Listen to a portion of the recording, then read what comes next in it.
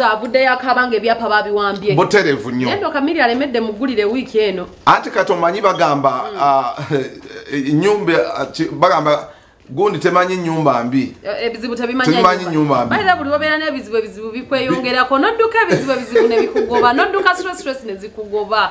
Yeah, of course we have that moment, trying moments, and kuba kusomoza. Wobivam then you that's when actually you always emerge stronger later. The world will work take up the age, ne take up chisenge way. There is something good that is bound to happen. I know. Omanyi bagamba rubber band ekutukya we simo stretching it up. When it stretches the most, that's when it means it's going to break. So bizo bikunyige nnyo. Shegeza rubber band yeri kumpi kutuka. Natero kutuka ndi. Yange etere kutuka. Dr. Chameleon never did South Africa, and you know what happened? First of all, Chinembozeyo, mayor, atunyonyola what really happened. Chameleon dala bali bamusibye olw'essente zo yali. Naddala bituufu omwana Zainabu abanja wabyabulimba ino. Abitunyonyola. But before we get there, eri omuvubuka ono Munnamasaka. Atukubye ekisinza okunkwatako kwe kugamba nti ayina enjuye gye yasinga. Bambi ategeke Chameleon. N'ateekamu ssente ze ekisinga okuba ekyennaku nti enjuye baagitutte. Yasinga mukyala we n'abaana ategeke Chameleon. So ennyumba baagitutte olw'okuba nti neno ne bana amagoba gaali mangi miliyoni 2 buli mwezi miliyoni 4 emagoba. I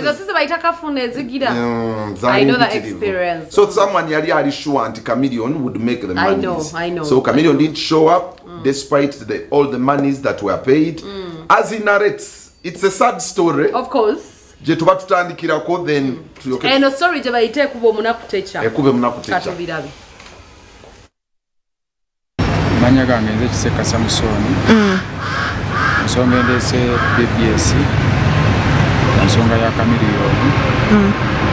Era najja ko mawulire mungi ogwasooka. Nsonga za Chameleon yagana okujja okuyimba. Namuteeka ennaku z'omwezi 3 n'agaana okuyimba. Nadamu n'antegesa ennaku z'omwezi 7 era n'agaana okuyimba. Ekindeese ku BBS ansaba buyambi. Omuntu yenna asobola okunnyamba. Ngamba jo Eyetegeka Mama Fina Balamu abantu benkuze nga negomba mbadde nsaba omuntu yenna asobola okuvaayo ajonalira ekizimbe kyange manenda akitutte asobola okinunula gye kiri asobola okuddamu okukola katono nnyo. Chameleon wali omuguze sente meka? Namuwa miliyoni 5 bateeseza miliyoni 5 nimuwako miliyoni 2.85 biri kitundu kiri ku lisiiti 3.5 nesindika ku ssimu. Wazisindika ku ssimu ye oba ku ya manager we? Nasindika ku ssimu ya manager we Mutima. Era manager we Mutima yampa ne lisiiti. Mutima ayogeddeko naye? Mutima nayogerako naye ne baŋŋamba mbunziremu ntegeke nimbagamba sisobola kuddamu kuteeka Chameleon kubanga namuteeka mu kyawo nennanga abantu bajja kulowooza yatajja kujja ate ebifo ebangamba okutegekeramu ebifo sibisobola kuba sinasobola kuddamu kuteeka Chameleon. Bakugamba bifo nga ki? Bangamba nteekereko mu kibuga naye nze sina kifo kyensobola kuteekera mu kibuga kyensobola kuddamu kuteekeramu Chameleon kuba sina ssente. Ekizimbe kino bamanerenda bakyagalamu ssente meka? Ekizimbe kino manerenda yampa miliyoni 2 nga buli mwezi nina okumuddiza miliyoni amagoba ga miliyoni 4.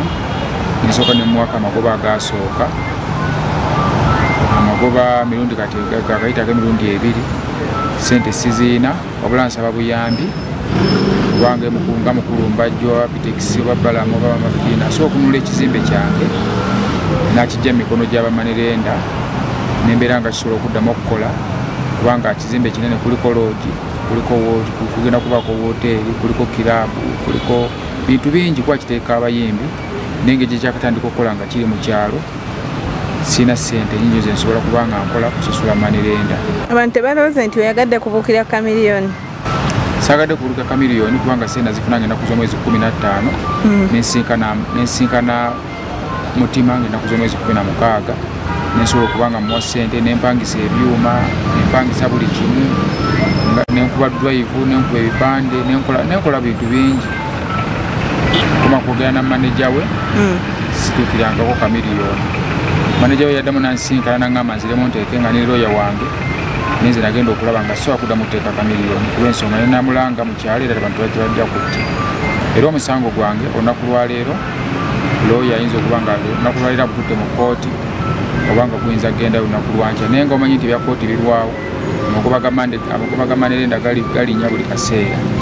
Mbadde kyensinga okusaba kufuna muntu yenna asobola okunwanira ekizimbe kyange kisobole nga kisobola okuddamu okukola mbere nga nsobola okukikozesa just nze kule naye ebbanga nabampadde okuba nga musasuliramu ssente ezo mbere nga nsasula omuntu amasasulira amabanja gonna gennina just nze mbere nga nsobola okuddamu okukola mbere nga nsasulayo.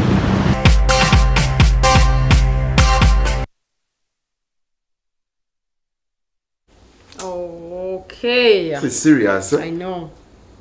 And it's realistic. Yeah. Eyetegeka Chameleon, of course Chameleon is an asset. Very. Chameleon Eyetegeka cash. Chameleon yomuwa Dr. Josal Okola sente. I know. You can make money. So changunyo muyimbi omosobola okuba arene number. Exactly. Changunyo kutakinga chances and nogambo wa Chameleon. Kamutegeke ne ole yabiri. Kubanga atanaga kukolera oba newe gabanja kwewola milioni kinana mujje mu milioni nga 10. Exactly. He is that profitable. So tugezezaako okukubira gundo muonona akubide kuguna ete tumufunye mutima. I really want to hear this story yongenda kugoberera mutima. I really want to know what is happening. Ebizibu bya doctor tubimala omulundi gumu. Who is trying to tarnish his brand? I know. Is he the one? Is it the problem of his own problems? Oba waliwo the people, because just another to tegera. Ayinza okubanga a threat of his own life. Exactly. I know. But sometimes it happens. Where does Mutima come in? Why are you Chameleon's manager? So that is the reason why are you have to follow up him? On this story. Yeah, because you see, if you're Chameleon's manager, you're supposed to protect him. I know. From the people around him, even himself. But then don't be around sometimes we need to be protected from our own self. Exactly. Never I'm protecting her from my own self. Thank you, baby girl. I appreciate you. Yeah. You people, do you go kubanga sometimes you can be your own personal threat. So you get the truth. So it is worrying me how on Chameleon. Kumiaka Chameleon Jalimu is a legend. I know. I want him to begin enjoying money like a legend. Ngawe banaita Madoxi owa and you enjoy him. This fracas. And we still respect him after all those years. So what will Nkubanga what else to that has to be addressed? Yeah, of course.